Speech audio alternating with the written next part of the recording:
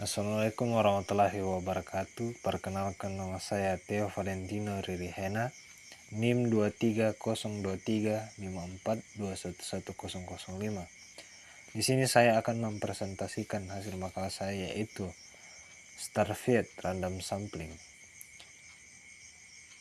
Jadi tanpa berlama-lama, langsung saja kita masuk ke pembahasannya. Apa itu Stratified Random Sampling?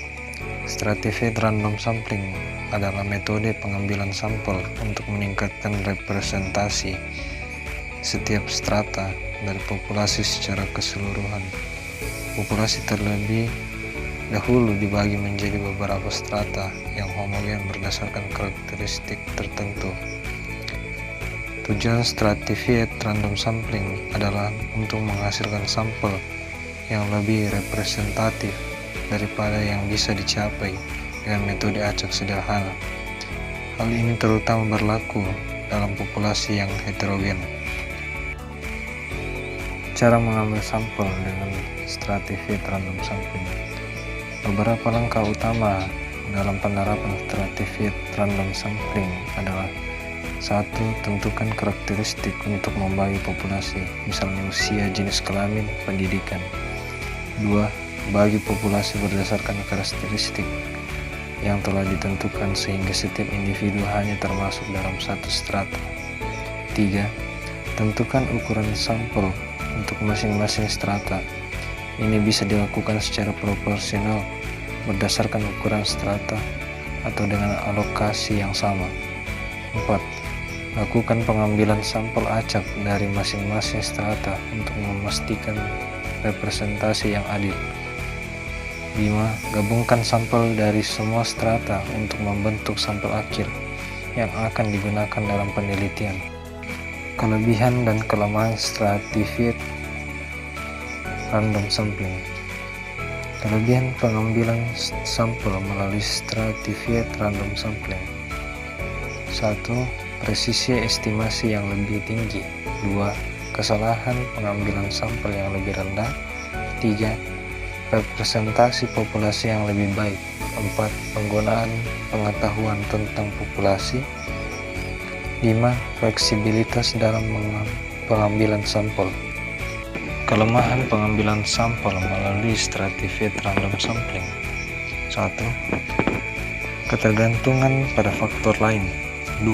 Masalah dengan penerapan nilai. 3. Perlu fokus yang tepat. Jenis-jenis Stratified Random Sampling. Stratified Random Sampling dapat dibagi menjadi beberapa jenis berdasarkan alokasi ukuran sampel serta seleksi anggota dari setiap strata. Beberapa jenis utama Stratified Random Sampling adalah: Stratified Random Sampling proporsional. Pertama, jenis Stratified Random Sampling adalah proporsional. Pada kategori ini, ukuran sampel untuk setiap strata ditentukan berdasarkan proporsinya dalam populasi keseluruhan. Stratified Random Sampling disproporsional. Kedua, jenis Stratified Random Sampling adalah disproporsional. Pada kategori ini, ukuran sampel dari setiap strata tidak secara langsung berkaitan dengan proporsinya dalam populasi. Syarat pembentukan strata dalam Stratified Random Sampling. Dalam menetapkan strata untuk Stratified Random Sampling, berikut adalah beberapa syarat yang harus dipenuhi. Pertama, eksklusivitas strata. Setiap strata yang dibentuk dalam sebuah studi harus jelas berbeda satu sama lain tanpa ada area yang tumpang tindih. 2. Homogenitas internal strata. Strata harus dibentuk berdasarkan kesamaan karakteristik tertentu di antara anggotanya. 3. Definisi batas strata yang jelas. Strata harus ditetapkan dengan batasan yang jelas dan akurat untuk memungkinkan kredibilitas dalam pengidentifikasian unit sampel. Contoh Stratified Random Sampling. Contoh penerapan stratified random sampling adalah angka 1, identifikasi strata. Perusahaan tersebut bisa membagi populasi karyawannya menjadi strata berdasarkan 2 kriteria. Kriterianya yakni departemen dan kelompok usia. Departemen contohnya bisa keuangan, HR, teknologi informasi, dan pemasaran. Angka 2, penentuan ukuran sampel. Untuk memastikan representasi yang proporsional, perusahaan memutuskan untuk mengambil sampel 10% dari setiap strata. Angka 3, pengambilan sampel acak.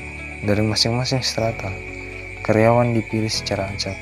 Ini bisa dilakukan menggunakan software yang menghasilkan nomor acak atau metode pemilihan acak manual.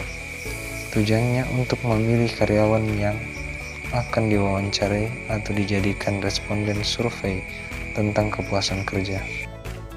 Itulah tadi hasil presentasi saya mengenai stratified random sampling. Bila ada kekurangan pada video ini, saya memohon maaf yang sebesar-besarnya. Sekian dan terima kasih. Wassalamualaikum warahmatullahi wabarakatuh.